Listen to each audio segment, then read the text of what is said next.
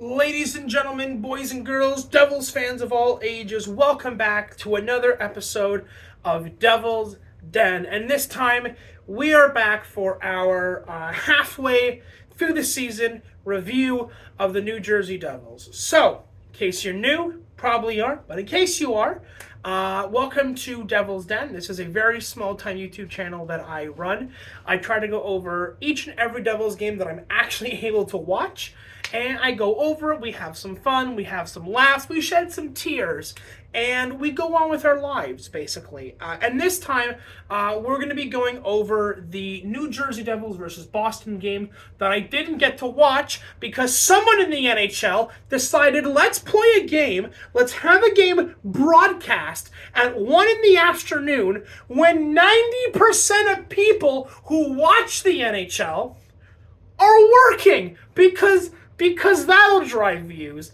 That'll show them why. Anyways, regardless of that, this is going to be kind of like a half and half. Half of this is going to be reviewing the New Jersey Devils Boston game. The other half is going to be basically going over and breaking down the first half of the Devils season so far. So, let's jump into this. So, New Jersey Devils versus Boston. New Jersey loses 3-0 to the Boston Bruins. We get completely shut out. It's more like a 2-0 game. Third goal was an empty netter, but I digress. 3-0 loss to the Boston Bruins. Definitely a game where I kind of felt like we had a little bit more to give, but I understand after beating the Florida Panthers with a depleted roster, getting a huge 2 points, and ending the 9-game streak of the Florida Panthers, cannot be done without having to give almost everything in the tank, and then having to play Boston a day after or 2 days after definitely sucks. Again, we're still missing Meyer, we're still missing Palat, we're still missing Hughes, Siegenthaler, and Hamilton, and Nosek from the Trouba hit. But that doesn't matter because you still have to be able to win hockey games. And this one, we did not. 3 big things that I saw. One, it felt like everyone except for Dawes and Nemitz sort of felt like they were playing with not a lot of, what's the word I'm looking for here? Not a lot of vigor, right? I don't know if they were just tired. I don't know if they, like I said, had just kind of run out of energy. Nice, I'm literally in the middle of making a video, but doesn't matter. Yeah, they just didn't look like they came out of the gate right away to start. Now, that's not to say that they played terribly, because they didn't play terribly. There was a lot of games that we've played thus so far this year that have looked a lot worse. Defense didn't look god-awful, but Bruins is a really hard team to play against because they come out with a lot of physicality. They're surprisingly fast, even though a lot of their guys are a lot of these bigger power forwards, bigger bodies you'd think would slow them down a little bit. Doesn't seem to be the case for the Bruins. And yeah, they beat us 3-0. Nemitz and Nico Dawes are my top 2 stars of the Boston game. One, Nemitz taking Marchand down to the ice was absolutely fantastic. I'm not someone who likes it when hockey gets really physical in like fights and things like that. If you want to do a hard check, believe me, have at it, like the Brendan Smith one on Connor Bedard.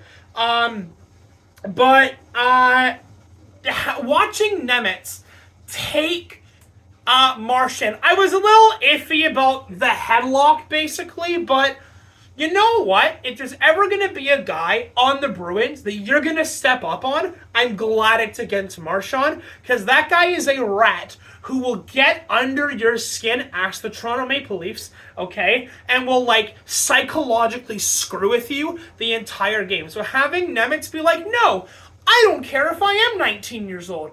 I'm going to step up on this guy, and I'm going to send a message. And send a message he did. Good on you, Nemitz. Nico Dawes played another really good showing for him.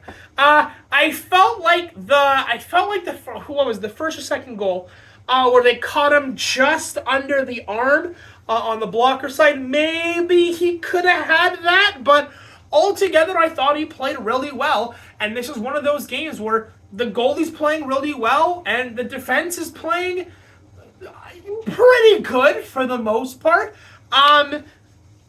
That it's one of those games that get away from you. I get they're tired. I get they've got like half a tank in them.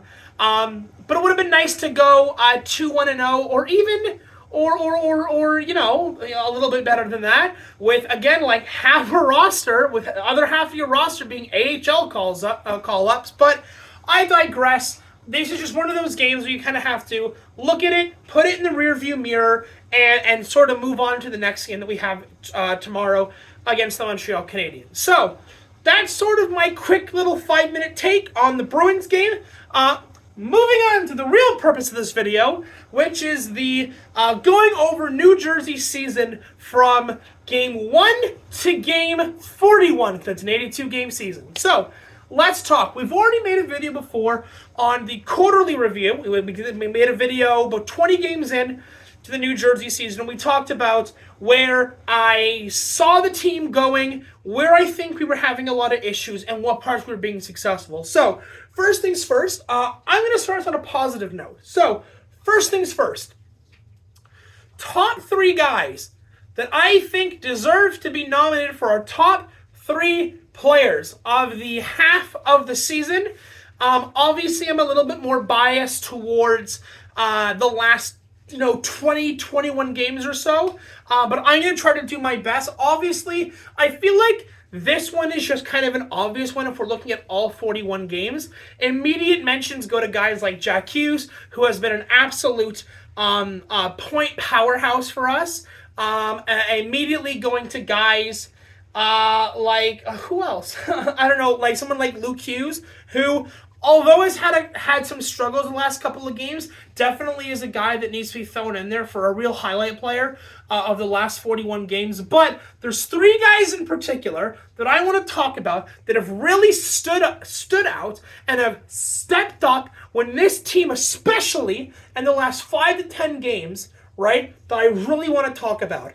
And those 3 guys are, first of all, number 3 is a tie between Simon Nemec and Nico Daws. So, Simon Nemec, if you're living under a rock, okay, we drafted, first or second overall in the draft, and he's been playing in the AHL until being called up. And he got called up, I would say, 10, 15 games ago? And this kid has been nothing but fantastic so far for the club. Right now, the dude's got 2 goals, 6 assists, 8 points, and he's a +0 as a defenseman. He just seems so well-rounded as a player. He's physical, he's got great hockey IQ, he can set things up, and he's super dependable. The number of 2-on-1s or 3-on-2s where I've got Nemec like I'm the coach. They've got Nemec on the back foot, and this guy's still managing to make great defensive plays, playing against, by the way, top players in this league, like Stamkos, like Kucherov, like Huberdeau, like McDavid, like all these guys, and he's coming up, and he's so, not accountable, dependable. He's so dependable because I don't feel nervous watching Nemec play and having to worry about, is he going to screw up? Is he going to cost the game? I see him and I go, Nemec got this. And he's like 19 years old. How many guys can you say of any NHL team in modern day can say that they drafted a guy, top three in the draft, as a defenseman? Okay, maybe Colorado with Cale Makar. But like, as a defenseman that's super reliable and super dependable like Nemec is right now. Okay? I know he only got like 8 points in like 10 or 15 games. But that's 8 points as a defenseman. Okay? It genuinely wouldn't shock me if this guy ends up getting like a Norris at some point in his career. Right? Anyways, Next up, again, tied for number 3 is Nico Daws. Now, Nico Daws has only played a handful of games right now in the NHL this year. 2 years ago, for those of you who remember, we hung Nico Daws out to dry, fed him to the wolves, threw him under the bus, okay, during what was arguably the worst goaltending year in all of the Devils franchise, okay? We went through something like 8 to 10 goalies that year alone. Nico Daws being one of them, playing behind some of the worst defense that New Jersey's ever had. Terrible. And then he plays a year or two in the AHL, building his confidence back up, building his skills, building a toolbox of skills that he can use to transition from the AHL to the NHL, and he had a fantastic year in the AHL this year, and they thought, you know what? Vanacek is shitting the bed right now. Schmidt is shitting the bed right now so badly that Schmidt's been sent out of the NHL, and they bring in Daws, who again, like Nemeth, has been super dependable. He has some of the in the games that he has played so far, has some of the highest save percentage when it comes to stopping high danger chances. I know in the NHL you want to ride the hot hand, and I get that. My only concern is whether or not he's going to get burnt out playing as many games as he may have to play. And this is why I say I still think Fitz should look for a goalie. Even if it's a backup like Elvis Merzlikins, who, by the way, is asking for a trade out of Columbus. I'm not saying New Jersey should go after Elvis, and that's a separate conversation. But I do think that Fitz, if you want to ride Nico, that's fine. But this is a team struggling to make the playoffs right now, even if it is only a point or two out of the wild card, right? This is a team playing for playoff position, and it can't just be Nico Daws putting the team on his back and carrying them into the playoffs. You need another goaltender to kind of round that out. So, that's the number 3 position. It's Nemeth and it's Daws tied for 3rd. Number 2, who many people have said is winding down or has been very quiet the last number of games. I'm going to put it number 2 with Jesper Bratt. Jesper Bratt is the best player in the NHL. Okay, not actually, but you guys know what I'm referencing, okay? Jesper Bratt has been, I'm sorry, I'm going to say it, I love Hischier. I love Hischier, okay? For the record, love Hischier. But Bratt has been the anchor of this team, not anchor in a bad way, anchor in a good way, that has grounded this team out all season.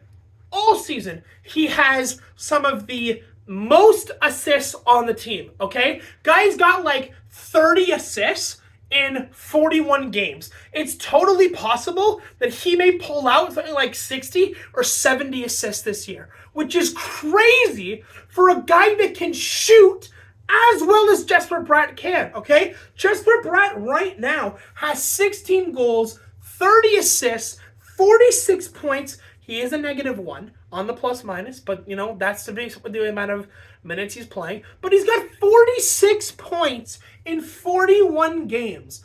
You understand, Bratt may have 100 points by the end of the season. He may score 32 goals, have 60 assists by the time this season is over, okay? He's been so good this year. So good. And when you've had guys like Hughes go down, Jesper's been there. Jesper's been fantastic. And I'm sorry, I know a lot of people will say, I need him to step up. Step up for what? He's been stepping up all season. He's been right there. I mean, when Nico went down, when Jack went down twice, okay, who on the forward stepped up? It was Bratt, it was Toffoli, and it brings us to our number 1 pick of the season. So far is Michael McLeod. Hallelujah, praise be unto him. Okay, Michael McLeod takes our number 1 spot so far this season. This kid is having a career year. Okay, he already has more goals scored this year than at any other point in his career. Okay, right now he is 10, 9, and 19. 10 goals, 9 assists, 19 points. Guy's got 20 points halfway through the season, playing third and fourth line minutes. Yeah, I know he was on the first line very briefly, but normally McLeod is a third or fourth line guy. Okay, 20 points. This guy, I'm going to say it, Michael McLeod might be the most underrated player in the NHL right now. I don't know any other guy who people are talking about as much and yet won't give him the credit that he deserves, okay? Now, I know a lot of people might be sitting there and grimacing a little bit because we sort of have this gray cloud of the Team Canada investigation. I want you to take that investigation and I want you to put it off to the side because right now that investigation is still ongoing and we don't know for a fact what happened. So we're going to take that investigation, that gray cloud, and we're going to just put it off to the side for a second. Let's talk about what Michael McLeod has given this team in times of dire need, okay? McLeod, by the way, has some of the best plus-minus on the entire roster with a plus 11. This guy is on the ice more than any other player on the team when the puck goes in the other guy's net. If that isn't value that's being brought to the team, I don't know what is. He checks, he's defensively responsible, and he can put points on the board. He's not a Jack Hughes. He's not a Jesper Bratt. He's not a Tyler Toffoli. He's Michael goddamn McLeod, okay? I love this kid. And at this point, I know that him and Bastian don't like to be separated, but Bastian after this year does not deserve a contract extension. Michael McLeod absolutely does. I want him on the team for at least the next 3 years minimum, okay? 3 to 4 year contract for McLeod after his contract expires. And we go from there. Because I think McLeod's worth investing in. I do. I may have to come back and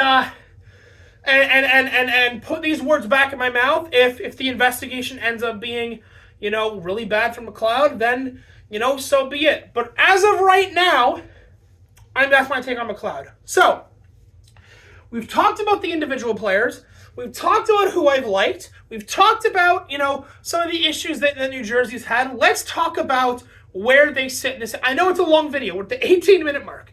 I promise I'm going to wrap it up soon, okay? But let's have a quick chat about where New Jersey is in the playoff race. So, as of right now, New Jersey is out of the wild cards, just outside the wild card position. They are 1 point out of a playoff spot, as they have been almost all year, okay? Now, last time I made one of these review videos, 20 games in, New Jersey was arguably one of the worst teams in the East. In fact, they were third or fourth worst teams in the entirety of the Eastern Conference. And now they are just outside of a playoff spot. So clearly, there has been a jump in how successful the Devils have been thus far. Is it enough? No, but we still have 41 games to play. All right? The first 20 games of the year, New Jersey went 10, 9, and 1 for a total of 21 points. The second half of that half of the year, okay, we went 12, 6, and 2 for a total of 26 points. So clearly, there has been a push in the right direction to get these guys into a playoff position, which is fantastic. Here's another stat that I bet a lot of people don't know. The New Jersey Devils getting real close, okay? The New Jersey Devils have a better winning percentage than the next 4 teams ahead of them in the playoff race. They have a better winning percentage than Tampa, than Pittsburgh, than the Islanders, and Detroit. They have because remember, they have 1 or 2 games in hand on these guys. For a percentage of games won between New Jersey, Pittsburgh, Tampa, Detroit, and and the Islanders, New Jersey as a percentage of games played win more than Islanders, Pittsburgh, Detroit, and Tampa, all who are in a playoff position. Let that sink in. New Jersey is playing better. I know I'm repeating myself, but they are playing better than the next 4 teams ahead of them in terms of a percentage of games that they actually have won. That is insane to me.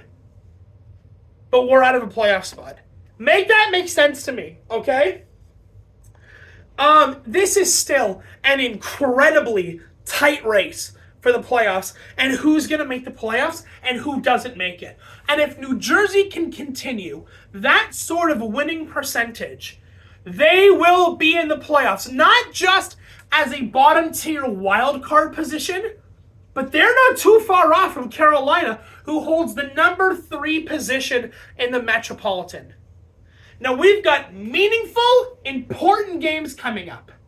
In the shape of tomorrow night, we've got Montreal. That is a team, even at our weakest right now, we can beat them. Okay? You have to beat them.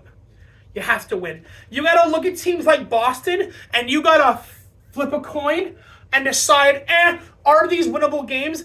Yeah, maybe. No, I don't know. But against teams like Montreal, against teams like Anaheim, against teams like San Jose, Ottawa, Columbus, you must win these games.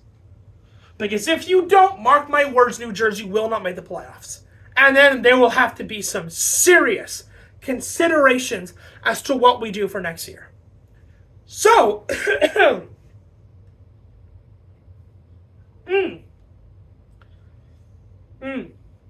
that is going to be a wrap. I know it was a longer one, but I wanted to sort of get my thoughts out and talk about yesterday's game, though I didn't get to watch it in entirety, and do the quarterly review, so I figured I'll do 2 videos in one, make it a little bit longer, it'll be fine. Anyways, thank you guys for watching. I'm going to try to make a video for the Montreal game on Thursday morning, because I don't have to work till 4, yay! I won't be able to watch the game live, but I'm going to try to make a video, like I said, Thursday morning, and go from there. Alright, thank you guys for watching, and have a good one. Adios.